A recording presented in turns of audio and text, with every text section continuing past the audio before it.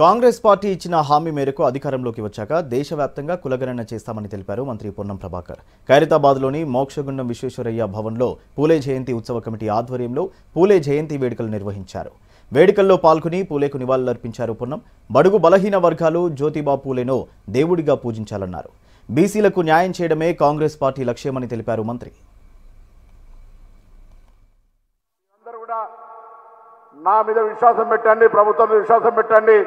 మీరు మనం ఏం చేస్తే బాగుంటుందో సూచన చేయండి. ఆ సూచన ప్రకారంగా కులాలకు సంబంధించిన అభివృద్ధి చేయడంతో పాటుగా అన్నిటికంటే ప్రధానమైనటువంటి సావిత్రి పూలే గారు చెప్పిన విధంగా విద్యాపరంగా మార్పు తీసుకురావడానికి ఒక విద్యార్థి నాయకుడిగా నాకు ఒక సంకల్పం ఆలోచన ఉంది. ఆ విద్యాపరంగా మన వాళ్ళందరూ కూడా ఈ పోటీ పరీక్షల్లో పోటీ తత్వం ఉన్న ఈ ప్రపంచంలో మన తల్లిదండ్రులందరూ కూడా ఒక పూట తిన్నా తినకపోయినా పర్వాలే, మన పిల్లలకు మంచి విద్య అందే విధంగా ఈ పోటీ పరీక్షలలో మన వాళ్ళకు కూడా సముచిత స్థానం జనరల్లో కొట్టుకునే విధంగా వాళ్ళను తయారు చేసే బాధ్యత ఈ సమాజం మీద ఉందనే మాట సందర్భంగా మనం చేస్తూ ఉన్నా. రేపు పొద్దున పరీక్షలు అవుతూ ఉన్నాయి.